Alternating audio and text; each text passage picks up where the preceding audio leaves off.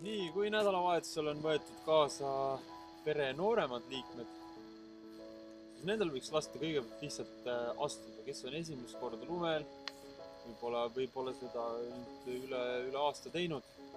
Võiksid olla sellised rinnakõrgused kepid, et neil oleks ennast hea toetada.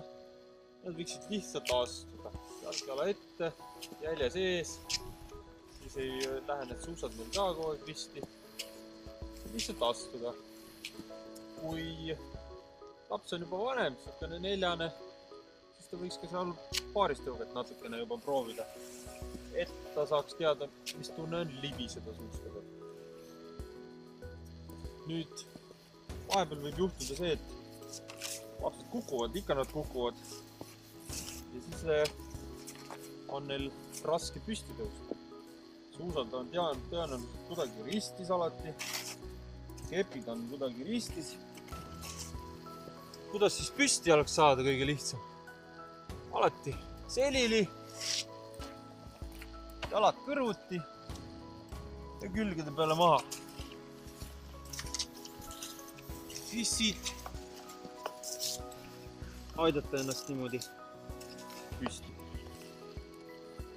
Ei ole mõtet kunagi suuski jalast ära võtta, see võtab nii kaua aega, et need uuesti jalga saada.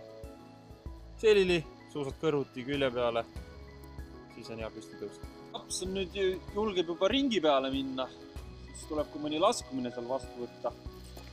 Alus on seda kindlasti lihtsam teha jäljes, kui et jälg saaks suunata neid suuski. Laskumisasend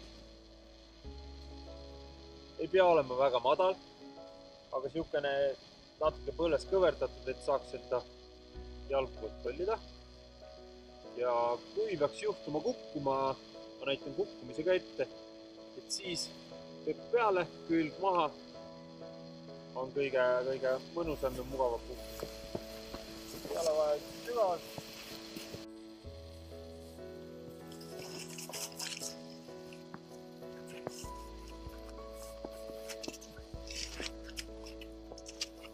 Nii, ja alati kui oled raja pealt püsti saanud, siis kiiresti eest ära. Vaatad, et tagant kedagi ei tuleks. Ja siis jätkad oma sõitu. Laskumine sai läbi ja edukalt. Oled jõudnud alla. Tuleb väike vastunukk. Suusad hakkavad siin tagasi libisema sul tõenäoliselt.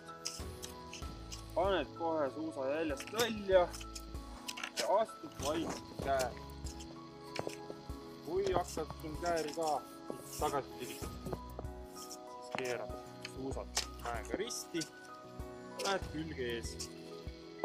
Repub sammus. Üks suus teise järel. Kui vaatad, et nurk on jälle mõnus, oled võimeline edasi minema, keerad suusad sõidu suunda. Astud kääri.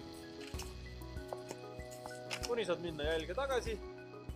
Kui vanematega koos on juba üks ring ära suudetud suusatada, siis oleks aeg lapsel lasta omaette seda ringi teha ja kui see suusatamine ikkagi meeldima hakkab, siis suusad rinni. Näeme rajal.